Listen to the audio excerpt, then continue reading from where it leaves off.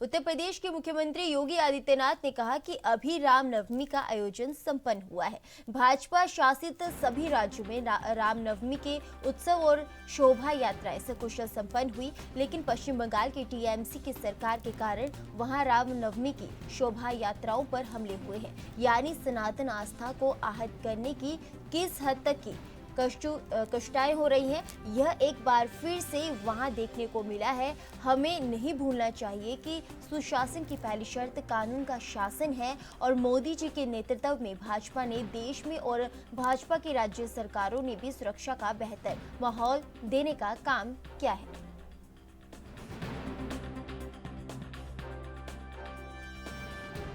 लोकतंत्र के महापर्व में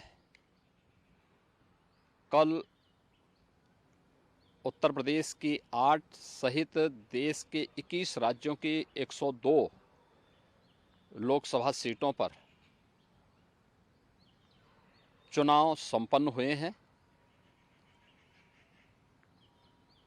अब तक के जो रुझान है वह इस बात को बहुत ही स्पष्टता के साथ प्रदर्शित करते हैं कि पूरे देश के अंदर आम जनमानस का जो मत है वह फिर एक बार मोदी सरकार के लिए प्रचंड रूप से सामने आ रहा है। स्वाभाविक रूप से प्रधानमंत्री मोदी जी के नेतृत्व में इस देश के अंदर सुरक्षा का जो बेहतर माहौल प्राप्त हुआ है वह अद्भुत है,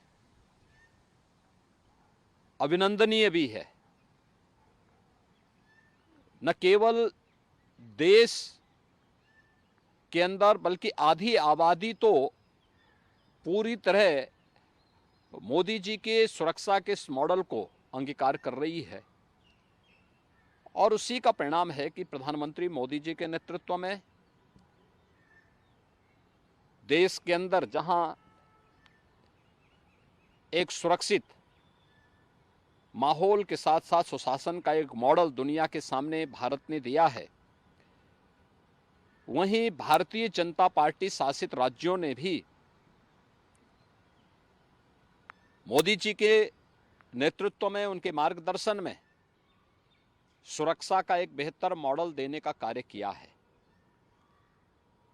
आपके सामने एक उदाहरण पर्याप्त है। अभी रामनवमी का आयोजन संपन्न हुआ है। भारतीय जनता पार्टी शासित सभी राज्यों में रामनवमी के उत्सव और शोभा यात्राएं सकुशल संपन्न हुई, लेकिन अपनी तुष्टीकरण की नीति के लिए कुख्यात और भारत की सनातन आस्था के लिए वेस्ट बंगाल की टीएमसी की सरकार के कारण वहां पे रामनवमी के जुलूसों पर, शोभा यात्राओं पर हमले हुए हैं। यानी सनातन आस्था को आहत करने की किस हद तक की कुछ चेष्टाएं हो रही हैं, यह एक बार फिर से